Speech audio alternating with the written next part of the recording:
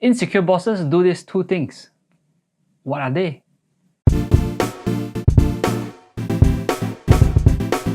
Hi, I'm Kenneth, and I previously made a video on the 6 frustrating signs that someone is a bad boss.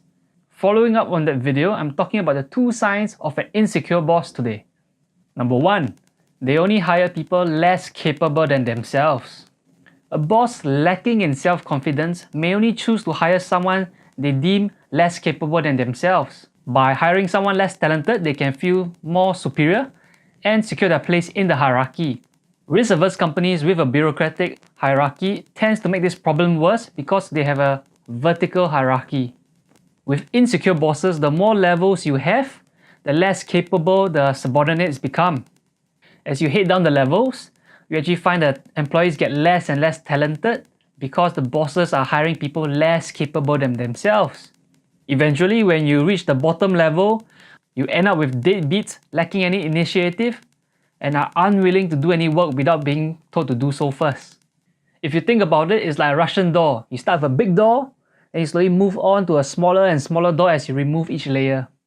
It's a slippery slope to mediocrity. So this reminds me of a quote from the book I read called The Unpublished David Ogilvy. In it, there's a quote by the man himself that goes, "If you only hire people smaller than yourselves, we shall become a company of dwarfs. If on the other hand, we hire people only bigger than ourselves, we shall become a company of giants." So on to number 2, insecure bosses withhold information. People say knowledge is power, and that's quite true to a certain extent. And by withholding information, insecure bosses limit the ability of their subordinates of outshining them. Every decision made by an employee in such a circumstance is based off incomplete information. And it's pretty par for the course for office politics.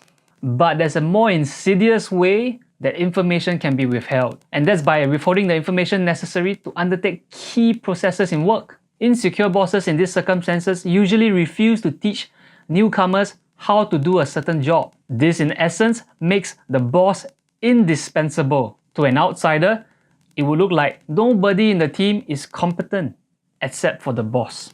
As new hires fumble and make mistakes as they try to figure out the work processes on their own, they always look bad in comparison to the boss, who always seems to be saving the day. The boss ends up looking good to his bosses, and at the same time, his subordinates end up looking like bumbling idiots who can't even get a simple job done.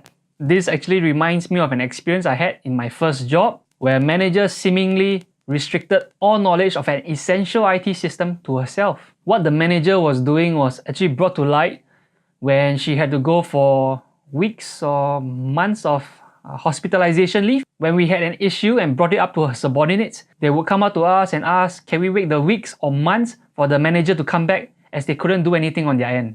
So this one manager managed to hold an entire company hostage by making herself indispensable and difficult to fire. If you're a fan of the Chinese Kung Fu movies, a common trope is where the Kung Fu master tears out the last page of the Kung Fu manual and takes the final move to their grave.